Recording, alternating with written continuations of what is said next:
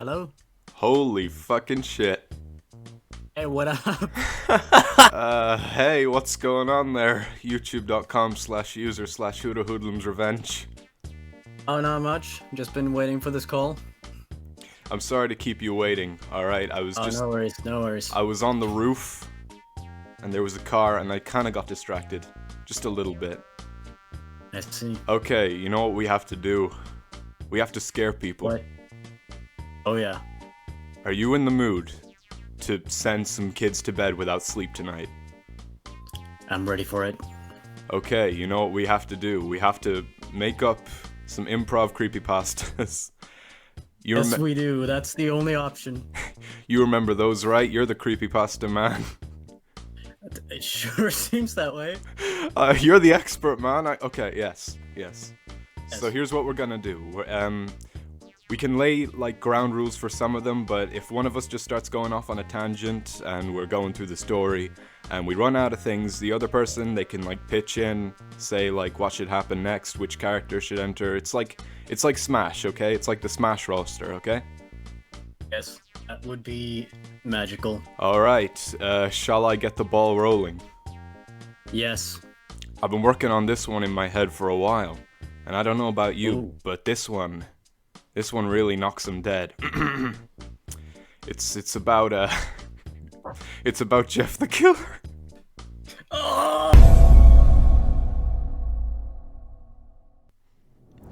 I've always been a big fan of Geff the Killer. Ever since I was little. There was something about him that always spoke to me. His pearly white skin, his dark black hair. He was just the perfect children's icon. And we loved him for it. Anyway, I was an intern at Nickelodeon Studios, and it just so happens they've been working on a new animation of Geff the Killer. You see, he touched the hearts and minds of so many children that we figured, why not go worldwide? Now, of course, I was just an intern, so that obviously meant I had access to just about everything. So, That's how it works. that is exactly how it works. How else would it work? Alright, being an intern is like getting the key to the city, okay? Everyone knows that. Everyone knows that. Okay, so... and I came across a discarded VCR. And it had a badly written on it in Sharpie. And it said, Geff the Killer Lost Episode. I know. Okay. And I took it home, and, well... I didn't really know what to do. I put it inside this VCR machine that my grandfather had before he passed. I love my grandfather very much, and we both shared an intimate love of Geff the Killer. He loved him more than he loved me. But I was okay with that because it was Geff the Killer, and obviously, you know. You gotta make space for Geff in your heart. Exactly. If there's no Geff in your heart, where is he? He's out on the streets, and we can't have that.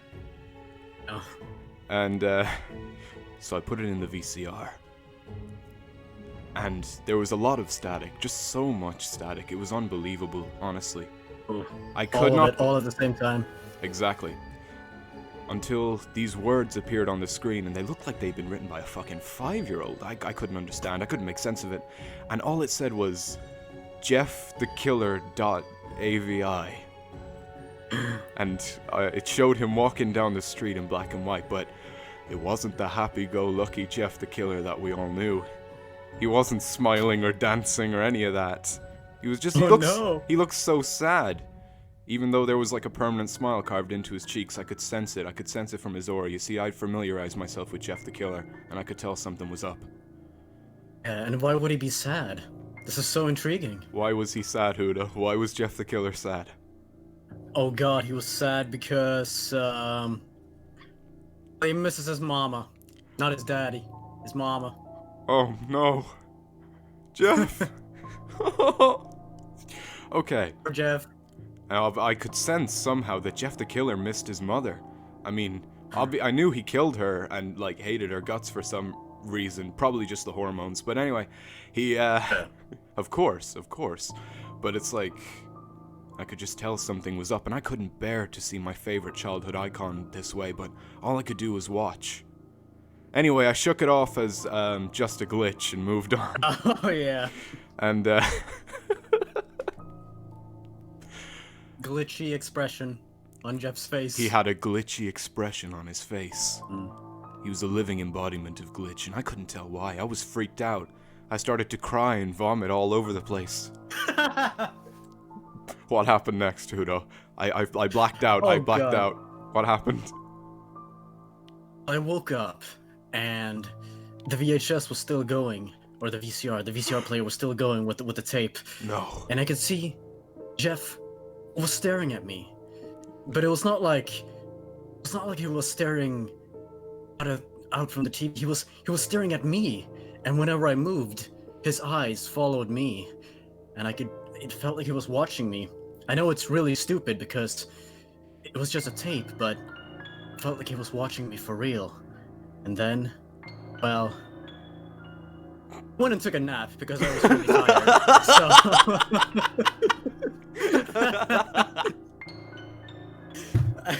So I went and took a nap, and while I took a nap, I had this really strange dream where I was in this room and the ground was covered in what it looked like giant chessboard.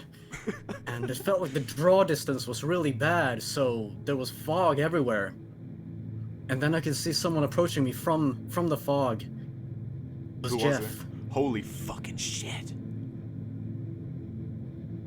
Geff arrived, and he held a knife. The knife was bloody. Bloody knife. Oh my goodness. Bloody knife that he held out towards me. Then, he said, go to... And then I woke up. What the It'd be fuck? really weird No, if I you need to said- know what happened. Yeah, it would be really weird if you said go to sleep because I was already sleeping. But anyways, I woke That's up. like my favorite line from the old cartoon. Yeah, exactly. How does he know, Hoodo? How does he know? It's the iconic one. Yeah. Oh, up. Geff knows something. He knows something. Oh yeah, I woke up and I looked around. Anyways, I went downstairs and I went out on the street. Now, I have a neighbor. This neighbor who I will not mention for the rest of the story. Yeah, I hate my neighbor. And they suck, and they always Fuck the make neighbor. loud Fuck noises him. when I'm trying to sleep. The worst. Anyways, this neighbor, let's go into excruciating detail about this neighbor. This neighbor's name is I don't know, Kevin, and he screams all the time. And he has brings rainbow people leggings. over. He has rainbow leggings. That's a very important detail. Oh. And he's got all these piercings. Oh yeah. It's like an eyesore. Whenever I wake up, in the morning, I see his clothing. It's It burned hurts into my your eyes, eyelids. I'm just... Oh yeah. But yeah, Kevin is lame. Kevin is bad. Fucking. Anyways, I walked up to Kevin, and Kevin said, "Hey man, how's it going? You doing alright?" And I said, "No. I found this weird VCR tape of Geff the Killer." And he said, "Geff the Killer? That's the old guy, right? I know about Geff the Killer. Because everyone knows about Geff the Killer. Nobody knows Geff the Killer more than I do, though. I'm a big fan of Geff the Killer. But anyways, I told Kevin to shut up. Kevin said, "Oh, that's all right, man. If you need space, that's all good, man. It's all good." You know, you're painting And I Kevin to be said- quite the reprehensible individual, but he's quite understanding, quite empathetic. Are his chakras open though? What? His You know, his chakras. I don't know what that is. Oh, I know Kevin, and I know that he partakes quite a bit. I've even done it with him sometimes. You know, Hoodo, if you got to know Kevin, if you got over his horrible fucking socks, if you got over his horrible disposition and his elephant man face, he's actually a somewhat decent guy. And then he killed me, No. and now I'm a ghost. Ghost. What? Anyways, Kevin told me that everything was gonna be fine, and I said fine, and then I went back home, and Kevin will never be mentioned for the rest of the story because in a good creepypasta you gotta have superfluous detail that does not come up again in the story. Oh, only the best. Oh yeah. I think I've got an idea of what happened next. I woke up from the coma after being killed by Kevin, and I looked at my VCR, and what I saw left me speechless. The VCR had been turned off, but it was still on, but it was off, but it was still on, and there was static, and then there was a Geff the Killer plushie. Oh. And it turned out, and this is where it gets really interesting, it turned out Geff was part of the cult of X all along. No. Yes! And with what happens to our main character, Hoodo? You deliver the finishing blow. Ooh. Found out that Geff was a part of the cult of X. And this revelation shocked me to my core. I did not know to process this information, because growing up, I always known Geff to be a kind and cuddly character, one that all the kids could look up to. Now, I didn't know anymore, because the cult of X, of course, was involved with Sonic the Hedgehog. And Sonic, well, you don't mess with Sonic fans. Sonic fans don't even like the games. They like his feet. Yeah. Anyways, after learning this information, I had to sit down for a moment. And then I looked behind me, and the Geff plushie was there. What the fuck? How'd it get there? I took the Geff plushie, and I held it in my arms. Then I thought of my grandpa.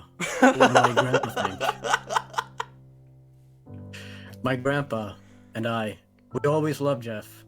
Now his memory was destroyed. This newfound information. I laid down. And then I heard the Geff plushie speak. He said, "Don't worry, it's gonna be okay." I felt comforted, knowing it was going to be okay. I fell asleep one more time. And once I woke up, Geff plushie was gone. Instead, it was a Christmas present.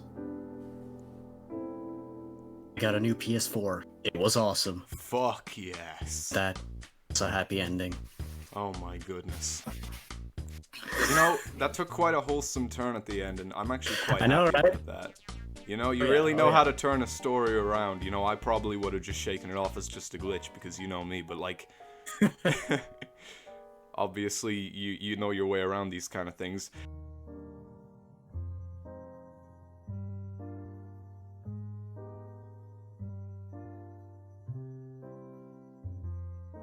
I mean, I don't want to say we're living in the future, because that's a boomer thing, and I'm what, 16, 17? I actually can't even keep track anymore. But it's like, yeah, that's really convenient. I'm happy. Oh yeah. I'm feeling pretty happy Gilmore right now. Adam Sandler.